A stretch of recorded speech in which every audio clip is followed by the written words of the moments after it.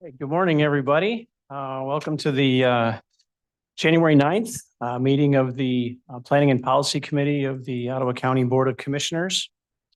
I'd like to call the meeting to order, and the first item on our agenda is public comment. If there are any members of the public that would like to address this committee, please approach the podium, and you have 3 minutes to make public comment.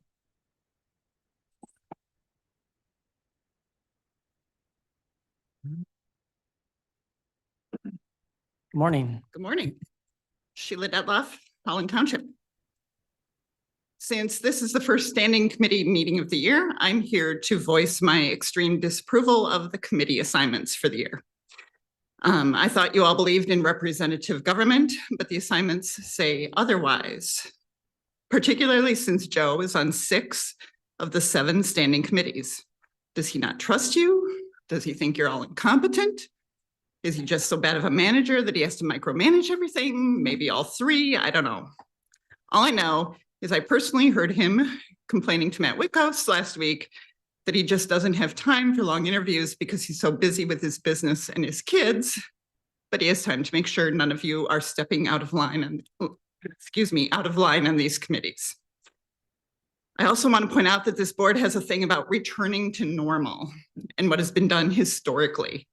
Sylvia in particular really leaned into the historical processes in her attempt to humiliate Lisa Ugansky on November 21st. And Joe made a point that having just 5 people on a committee was a return to how it was done historically. But apparently history is something to pick and choose from, because historically, each commissioner was assigned to 2 of the 4 main standing committees, and the board chair did not sit on any of them. Having 3 commissioners assigned to just a single committee, when others have 3, 4, 5, or even 6 assignments, is an egregious example of unequal representation. Committee assignments need to be reworked immediately to allow all commissioners to have an equal voice. Thank you. Thank you.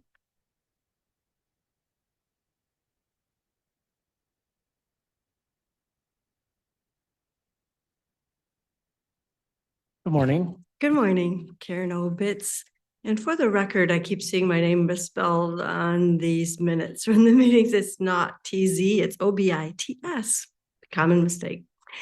Good morning. I am also here to register my displeasure with the committee assignments. I'm glad to see that my commissioner, Roger Bergman, is here on this committee, but I also disagree that it is fair play to place some members on more committees than others for what appears to be a merit system of some kind, and that it is also anti-democratic in that regard because it does not allow for equal representation among the commissioners or their respective constituents.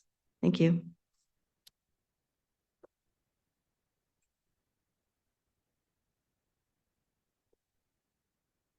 Anyone else for public comment? Going twice. Okay, there will be another opportunity towards the end of the meeting. So our first item of action is the approval of the agenda. Is there a motion? Motion to approve the agenda. Okay, we have a motion by Commissioner Moss. Second. Second by Commissioner Bergman. All those in favor say aye. Aye. Aye. Opposed? Okay. Motion passes. Second item is a consent resolution, which includes the approval of the minutes from the December 5th, 2023 Planning and Policy Committee meeting. Is there a motion for approval of the consent resolution? So moved. It's been moved by Commissioner Rhodey. Is there support? Second. Second by Commissioner Miedema. Any comments on the minutes? Okay, hearing none.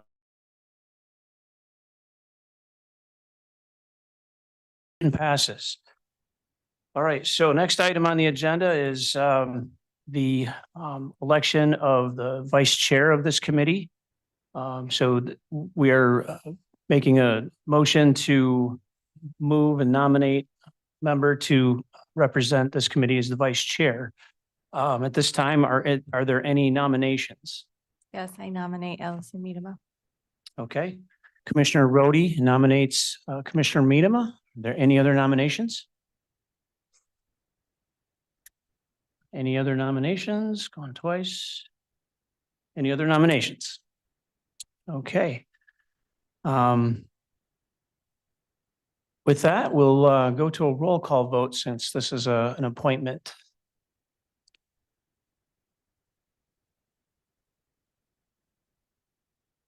Mr. Bergman, Yes. Mrs. Miedema, Miedema. Mr. Moss, Miedema. Mrs. Rhodey, Miedema. Mr. Belknap. Miedema. Miedema is selected. Okay. You go.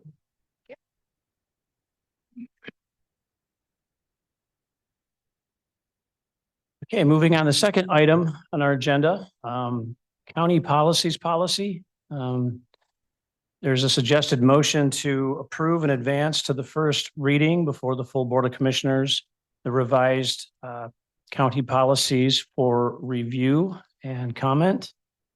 At this time, is there a motion? So move. Second, Okay, it's been moved and seconded by Commissioner Bergman and Commissioner Miedema. I think we'll call on Administrator Gibbs to kind of take us through. Packets provided a nice summary on, the proposed changes, really just kind of two major things. Thank you, Sheriff Belknap. Yeah, just a couple of changes to this policy. The first is that in order to suspend the operation of a policy, it now requires a majority vote and not a 2/3 vote. This change is to make this policy consistent with state law, MCL 46.3, Section 2. Talks about majorities, and it gives the board the ability to require a majority in order to change policies. There is no 2/3 requirement. So this is making this policy consistent with that statute. The second change here and the last change is that the Internal Policy Review Committee will review these policies at least once every 4 years instead of at least once every 2 years. And this is to reflect the upcoming change in the term of commissioners, which will be 4 years instead of 2 years. And those are the only two changes, and happy to entertain any questions at all. Okay. Are there any questions for Administrator Gibbs? I guess I have one question, Sure. and that's just, with changing this to a review every 4 years, that doesn't prohibit us in any way from being able to review it more often, or if, we have a reason for review. Absolutely. That is correct. It can be reviewed as often as needed, but it's at least once every 4 years. Yep, very good point. Any other questions? Yeah, I guess my comments are, I agree with the proposed changes. I think, moving to review every 4 years to be consistent with, the change in standard of cycle with the commissioner term kind of makes sense to me. So I'm going to be voting in favor of this. So with that, it's been moved and seconded. Let's go for a roll call vote.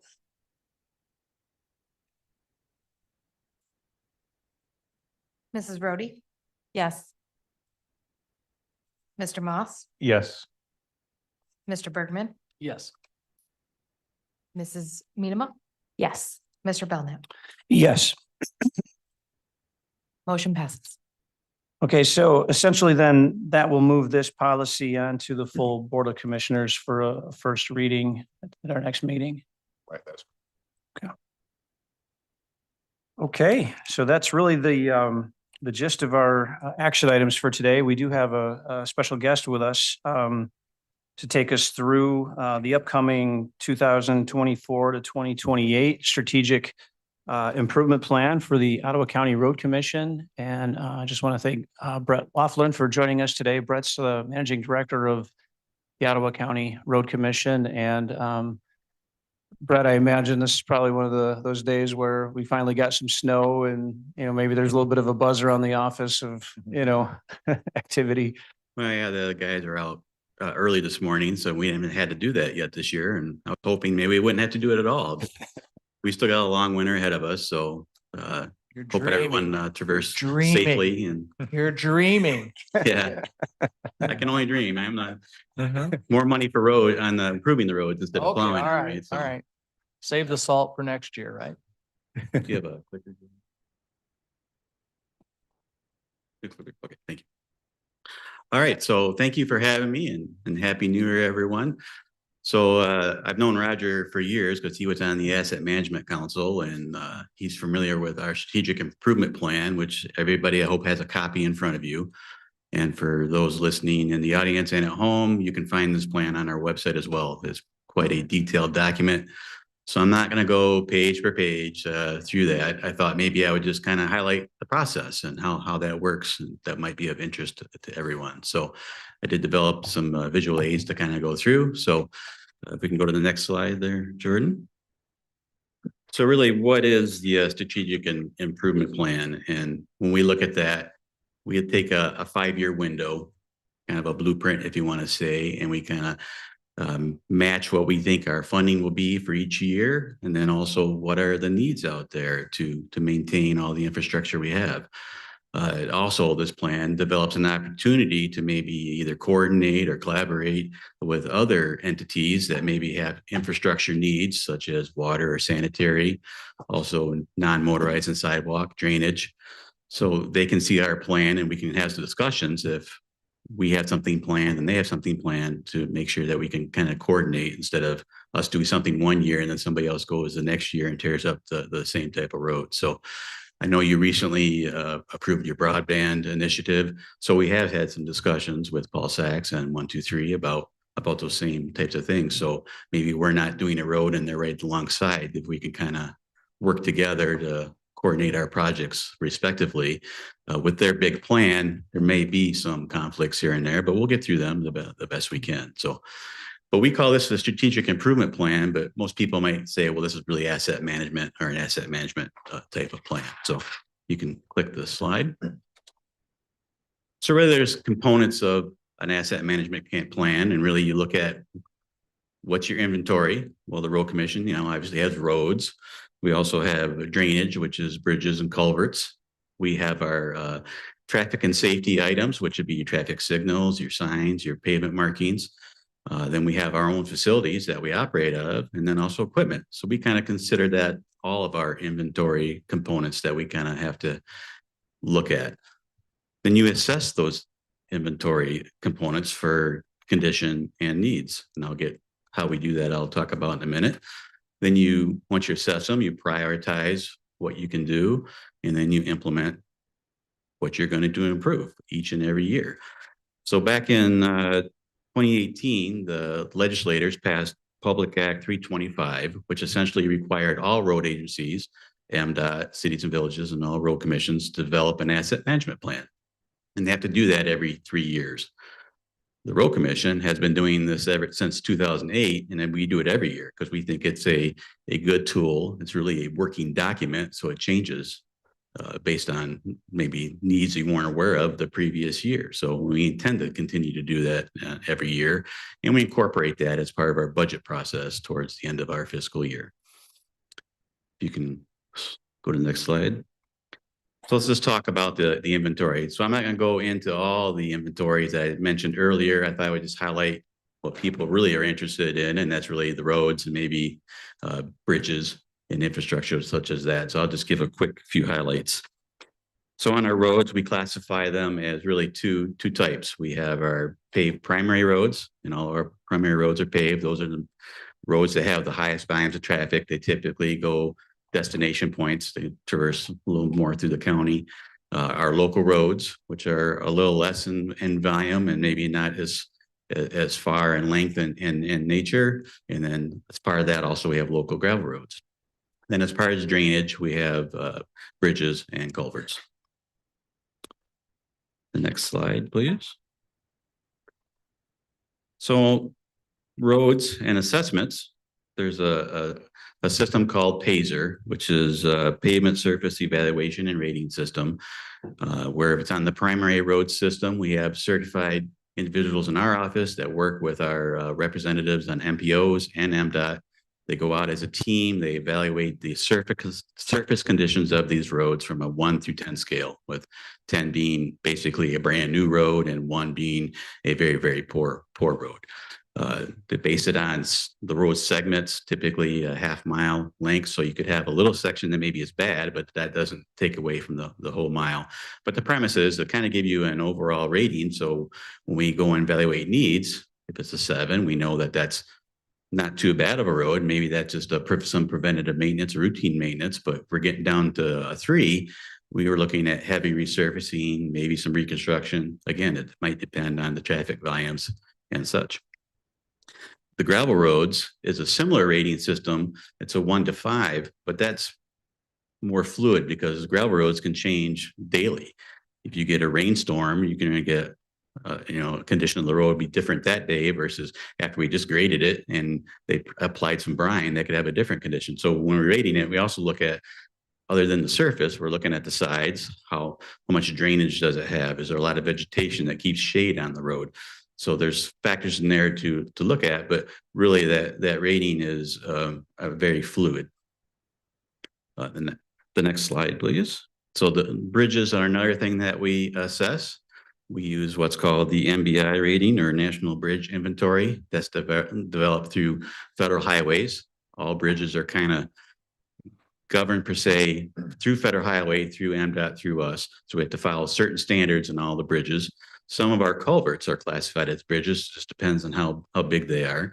But when we evaluate those, it's more of a structural components versus the surface conditions for rating roads. So there's a lot of review and all that. And again, it's a similar type of rating system. They only go 1 to 9. I don't know why they don't go 1 to 10, but they go 1 to 9 with that rating. And again, you get a number that you can kind of look at maybe what needs are out there for that type of infrastructure. The next slide. So we take, and now this, I apologize, this one's a little hard to read, but I thought maybe just to have it all on one slide. But on the left-hand side, the paved roads is our look at the good, fair, and poor as of last year. And if you compare that to the statewide averages, you can see that I'm happy to report that we have more better roads than the statewide average. Likewise, if you look at the bridge comparison, which is the 2 on the right-hand side of the chart, again, we have better comparisons of our bridges versus the statewide averages. So again, we use this tool to see how we track in and apply our needs.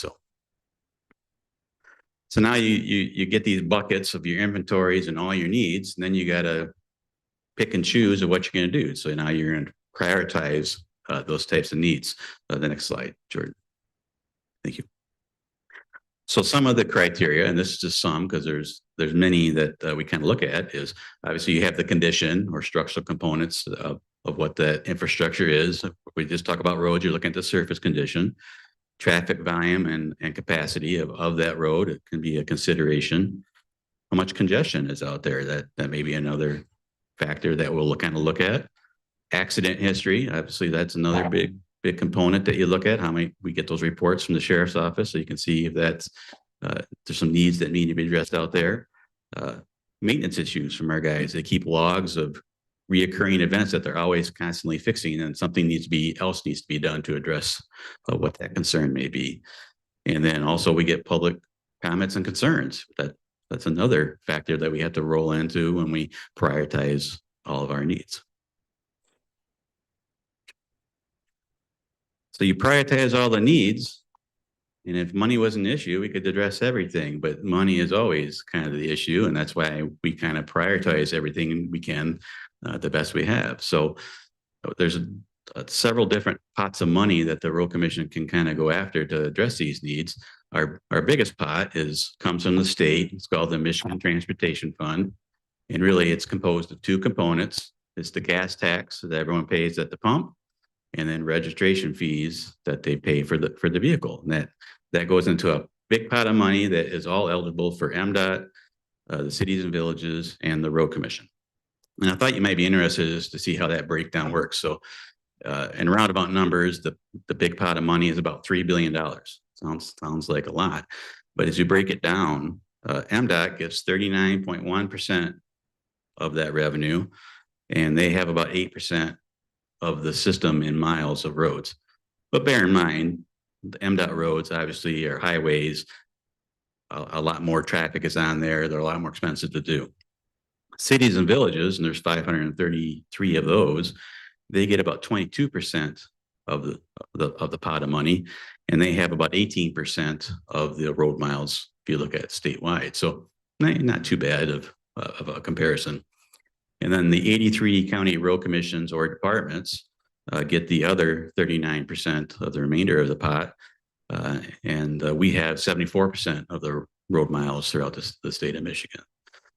So you can see that maybe there is a little bit of disparity, but that's the way the formula has worked. It's been working well for many, many years, and I don't think it's going to change anytime soon. So if you look at if you remember back in 2015, the state legislator at that time with our governor, Rick Snyder, passed the road infrastructure tax bill that started increasing what you pay at the pump. It was 19 cents at that time, and then it was going to get increased to 26.3 over several years. Everybody thought that maybe that would help some of the funding needs out there, which it did, because for many years it remained very, very flat for 10 plus years. There was no increase in our MTF primary revenue. So this chart is kind of interesting. You can see that while our MTF revenues have increased dramatically since 2015, which is the blue line, if you actually compare that to construction costs and inflation, it's kind of just matched that per se, a similar type of line. So we're not really getting ahead of the game in road maintenance and road improvements. That's why when I first started about our funding thing, we have other funding sources that we kind of look to go at. So the next slide.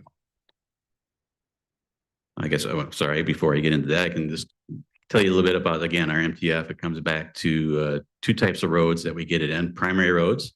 We have 435 miles of primary roads that MTF says we get so much designated to do only work on primary roads. We anticipate about $37 million in our MTF this year, and that's broken down into about 26 million for primary roads and then 11 million for local. So the first slide here is just really the primary road portion of that.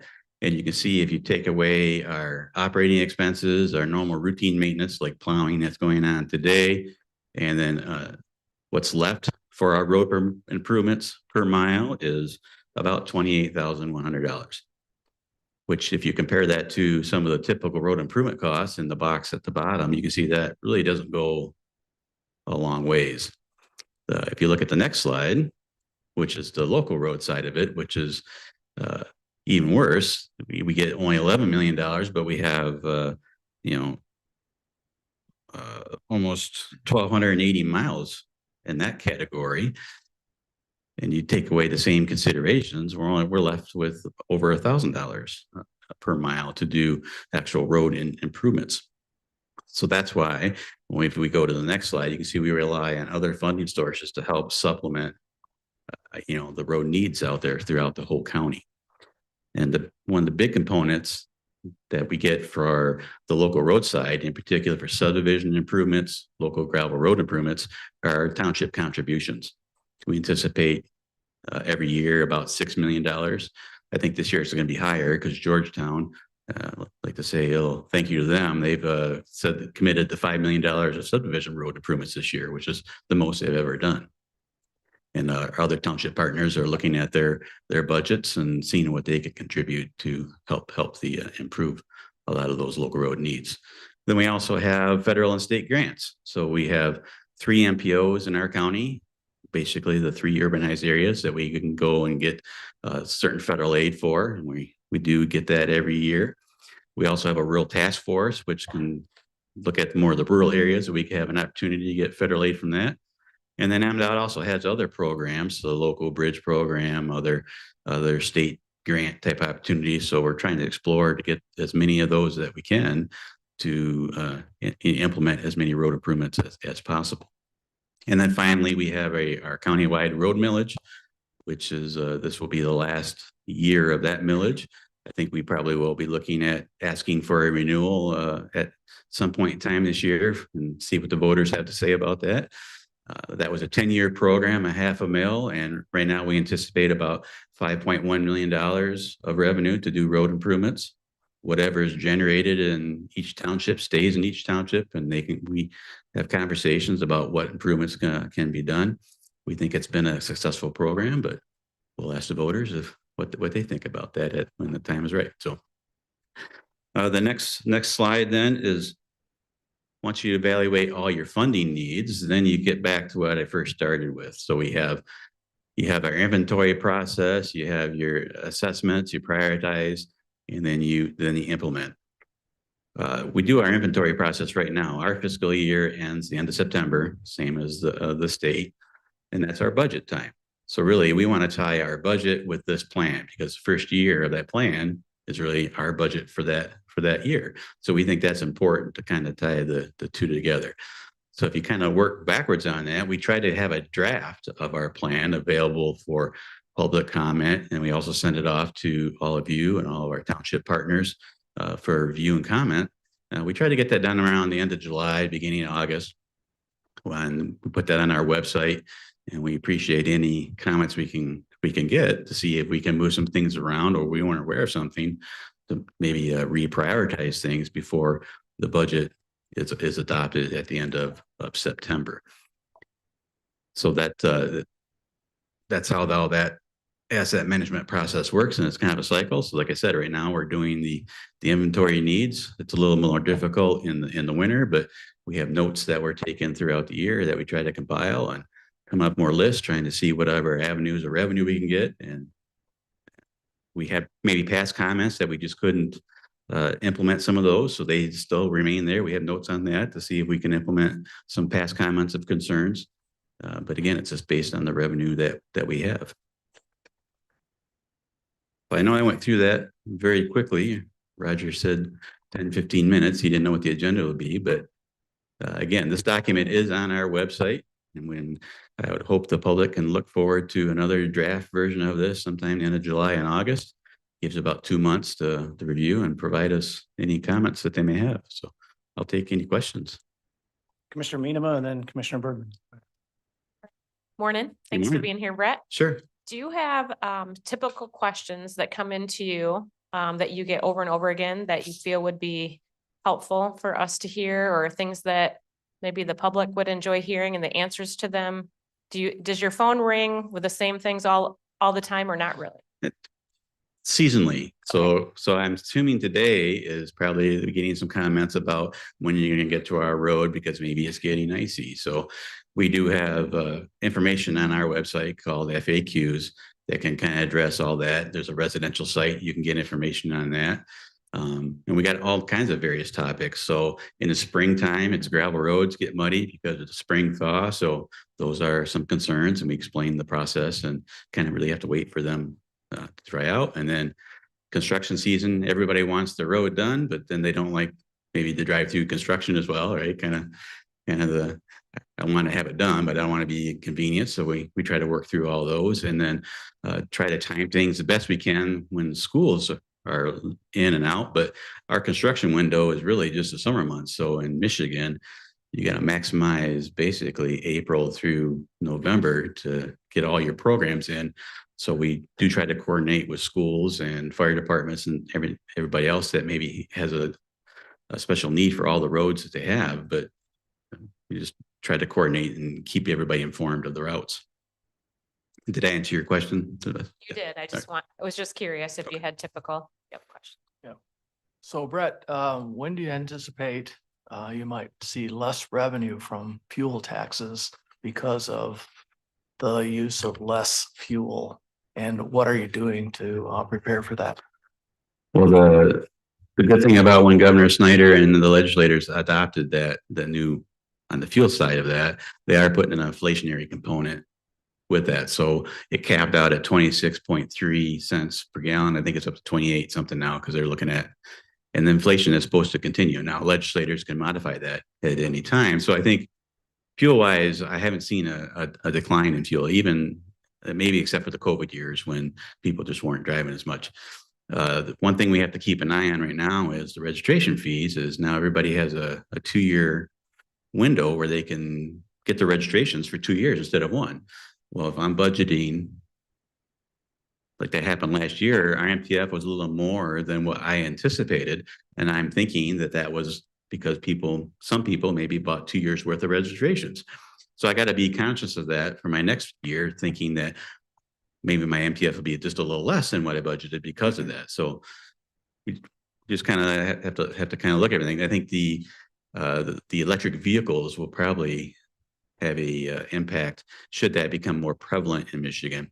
I think right now technology is there, but winter months and electric batteries are still kind of a challenge. But technology seems to come a long ways, and if that is the case, then you will be reducing the fuel side of our revenue.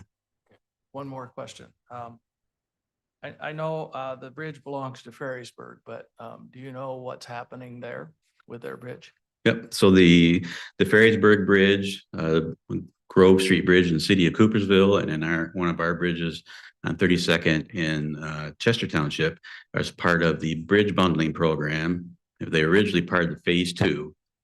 We were part of phase 1. Byron Road was part of that.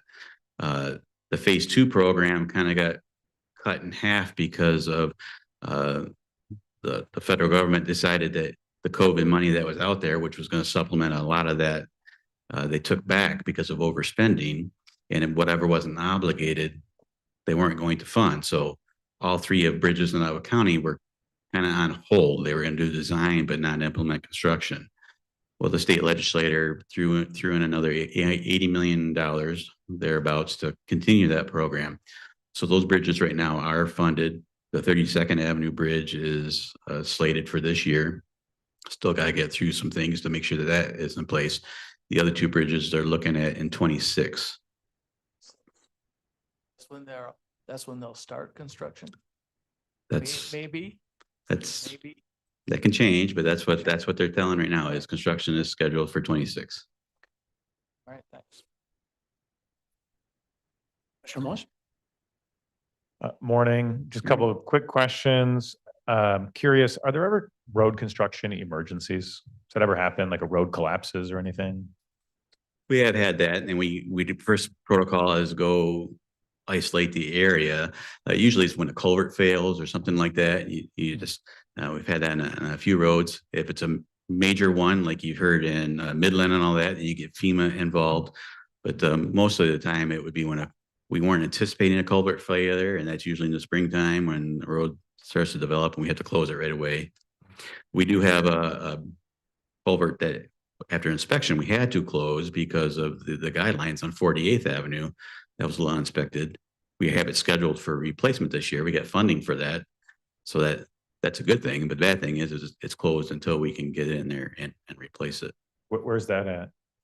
That is north of Coopersville, Okay. between Taft and Wilson, I believe. Cool. Okay.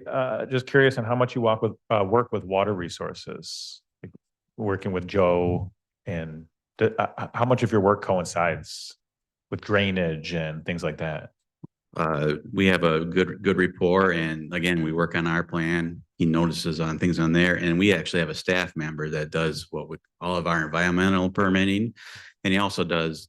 Joe does all the assessments for all the communities, and then our guy kind of helps and assists with that process. So, cool. Okay. Yeah, just curious. Last question is there? So it looks like you guys retain a lot of data, do a lot of analysis. Do you guys do maps of road conditions, like GIS maps or anything? I think we've looked at some, but just curious on that as well. I have the page rating maps in the book that you have. I gave to you, and I have it for paved roads, and then I have it for gravel roads. We also have the bridges on there that give the rating for all those, but it's not on GIS. We've asked GIS in the past, and maybe it's another conversation because technology has changed, that the software we use, which is RoadSoft, wasn't necessarily compatible with the GIS for him, but they've come a long way. So maybe that's another conversation that we can have to see if that would be of interest for the public. Could be interesting, might help people understand where the needs are, might help them understand. I know there's some significant underfunding, not, because of just because of the nature of the revenue sources and things like that, just kind of is reality. But if there was going to be any push from local units or anything to do more, like Georgetown is doing more, might help them be able to visualize it or see it. Anyway, just wondering. Thanks. Commissioner Rhodey? Good morning, Brett. Good morning. So I have a few questions. It seems like, in my township, roads are a struggle. And part of it's because of, and I'm sure that's probably true in other ones too, but, oftentimes residents have the desire for a gravel road to turn into a paved road, stuff like that. And, when I look at township budgets, there's just not a whole lot of money, there available for roads. One thing that has really struck me is that it costs about $1 million for a mile of road. Am I right in that ballpark? It can be more than that, but that's a ballpark, yes. Yeah, between 750 and 1.5 million per mile, which is quite a lot. So when you look at a township budget, there's not usually a whole lot of extra millions sitting there. So I just had a couple of questions in relation to some funding. So the Michigan Transportation Fund, you noted that certain percentages went to different parts, and you said 22% went to cities and villages. Yep. Does any of that go to townships, or is that? No. Okay. So maybe that's part of their Townships gap. they have no requirement for roads. We just have, every county has a different relationship with the townships because the townships are a taxing authority. So they can choose to use some of their tax revenue to implement local road improvements. Some have their own other local road millage for road improvements, or they can do a special assessment where they assess it all if the community desires that, or there's some general fund, some special assessment combination. Yep. Okay. But that does make sense, I guess, that it looks like cities and villages have an additional funding source that our townships don't have, as far as coming from the Michigan Transportation Fund. You had said that the countywide road millage, that what's collected in a township stays in that township. And it's about 5.1 million. Is that per year? 5.1 million that comes in, or was that over the? It started at 10 years ago, it was a little over 4 million, and we're up to about 5.1 million from the county side. The cities and villages get their portion of that as well. So I think, I don't have the exact numbers, but we're well over $6 million total with that millage. Okay. But again, that probably doesn't equate to a whole lot when you spread that out over the whole county. Correct. And then in that plan, there's a millage, a book in there, and we call it individual checkbooks for each township. So we're maybe not spending that year's allocation every year in each township, but for the whole 10 years, we're committed that all would be spent in there, because a smaller township, maybe it's only getting $50,000 a year. You're going to wait a little bit to accumulate something to do a project. But I might be overspending in another township, but it's all accounted for in the back of that document. Okay. All right. So overall, I mean, it just seems to me like there really is quite a lack of funding, especially when it comes to our townships. And so it looks like, millages would be a possibility, which, not everybody loves that thought. We know we have a governor who had promised, to do more for our roads. Has there been any state advocacy, or is there anything that we can do in that regard to help encourage more funding to come down to a more local level? There has been, and I think obviously everything has to come through our legislators. The problem is you get them educated the first year, You get them on board the second year.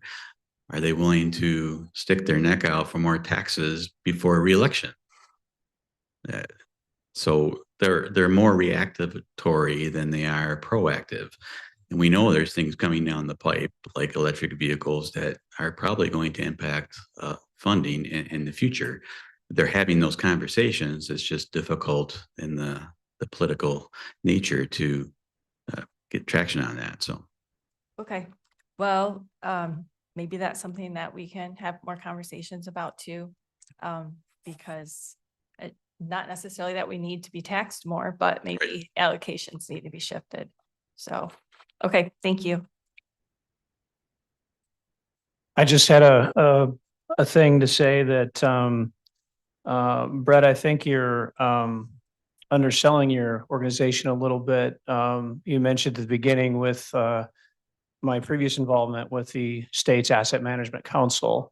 One of the responsibilities I had was reviewing these documents across all of the counties and cities and villages that had the requirement. And as Brett mentioned, Ottawa County has been at this for some time, and really, I think, you know, depending on what the question is raised about funding, you have your data ready to go to answer those questions. You have your inventories, you know how much your assets are worth and what condition they are in.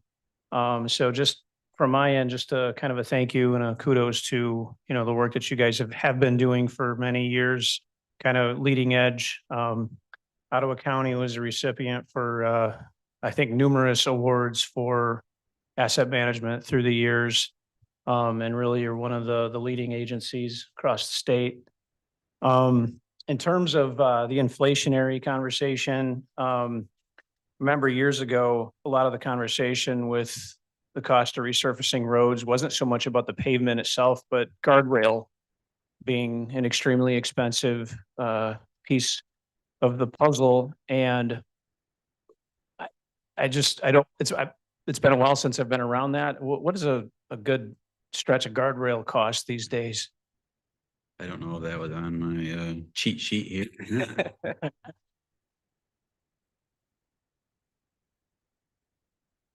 I can't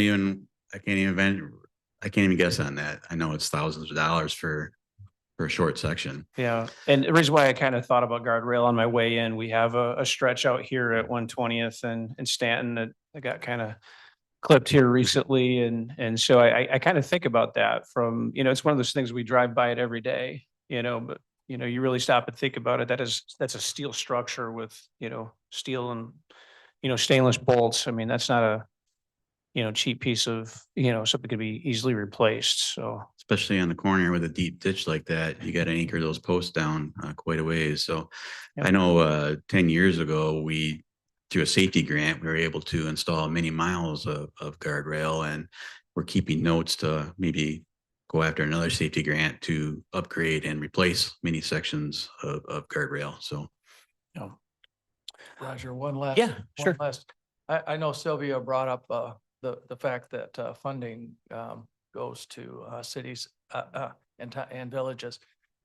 Just to reinforce the fact that you don't provide services for villages and townships, correct? I mean, cities and villages. no, they have their own crews. That's not to say that if they have a need and are in a bind, or that we don't help them, or likewise they don't help us. Yes, right. Thank you. Yeah, and to that point, Roger, several years ago in my days at Spring Lake, we had a couple winters that were extremely cold and far beyond salt. Like it was just too cold, salt wasn't working. And our program didn't really have the ability to drop some gravel down or, you know, some grit to kind of help keep things going. And, you know, the road commission was kind enough to, you know, help out a little bit in some of our problem intersections in Spring Lake. So you guys are a partner. And just, you know, to the point about transportation, you know, Ottawa County is blessed with a fair amount of the non-motorized trails that we have. You know, the townships are really involved in that, the county parks.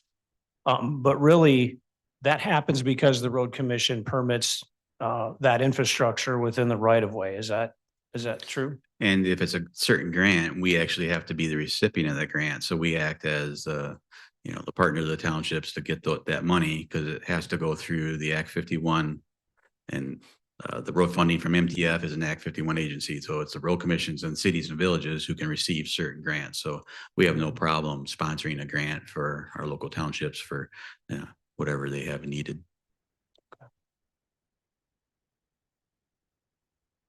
Great. Any other questions for Brett?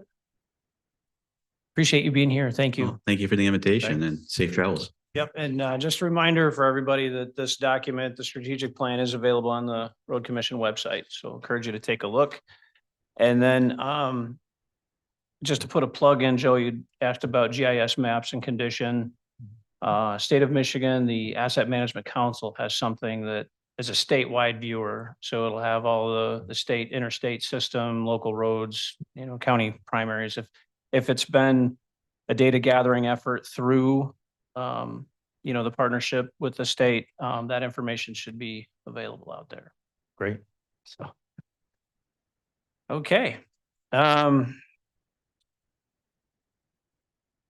That wraps up our agenda and discussion items. We do have another opportunity for public comment. If there's anyone that would like to make public comment, please approach the podium, state your name, and you have 3 minutes.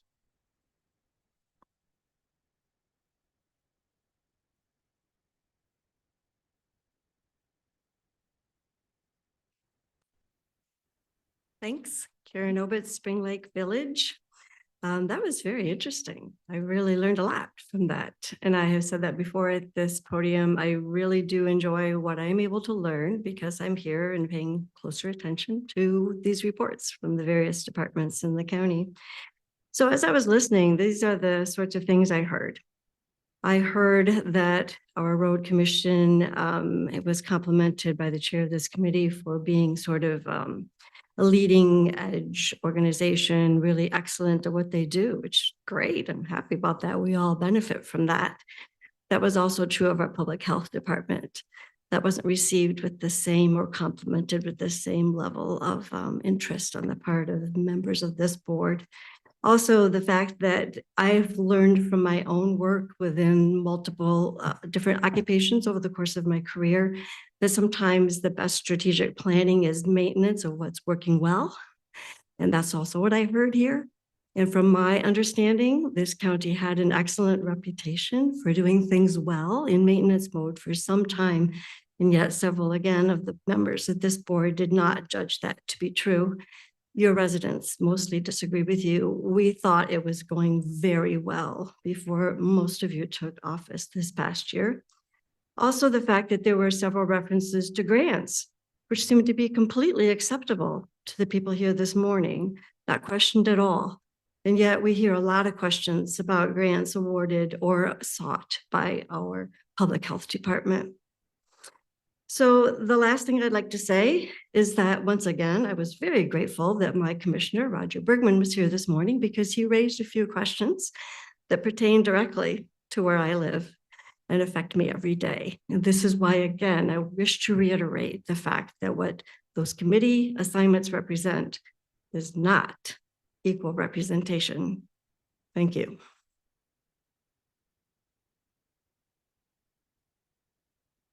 Anyone else for public comment?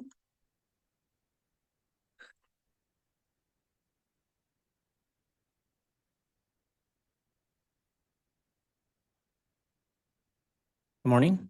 Good morning, Dina Arner, Holland Township.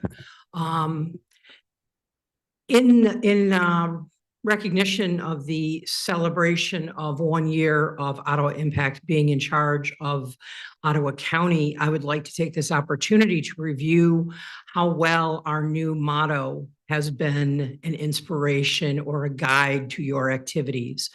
I recall at the first meeting, you were adamant that the motto for Ottawa County needed to change to "Where Freedom Rings," leading us to hope that freedom would ring for all residents in Ottawa County. And I would like to posit that that is not true and encourage you to walk the walk instead of just talk the talk. Specific examples would include the families who have family members who are LGBTQ. I'm certain that their access to healthcare in terms of grant money and services, they are not feeling the freedom ring. Residents of Ottawa County who have elected board members who do not toe the line and kiss the ring, and as such do not have representation on the majority of the boards or anywhere close to the representation that other residents of Ottawa County do. They are certainly not feeling freedom ring here in Ottawa County. If our representatives on this board are our voice, you are silencing a good number of residents in this county by hogging all of the committee positions for yourselves and limiting the dissenting members to a mere show, a token representation. See, we gave them a spot on the committee. We gave each of them one committee while we took 4 or 5 slots ourselves. Even you can do the math that that is not letting freedom ring and giving equal representation to the residents of Ottawa County. It's time to walk the walk. I noticed that there is now a policy in terms of choosing religious leaders to give the invocation. I notice it took a year for you to let freedom ring for people who do not believe as you do in your religious leaders. And it had to be done at the sharp edge of a lawsuit for you to let freedom ring for those members, those residents in Ottawa County who don't follow your religious leaders. It's time to walk the walk instead of just talk the talk. It would be nice if freedom could ring for everyone in Ottawa County and not just your believers. Thank you. Anyone else? Going twice? Okay. Thank you for your participation today. I call this meeting adjourned.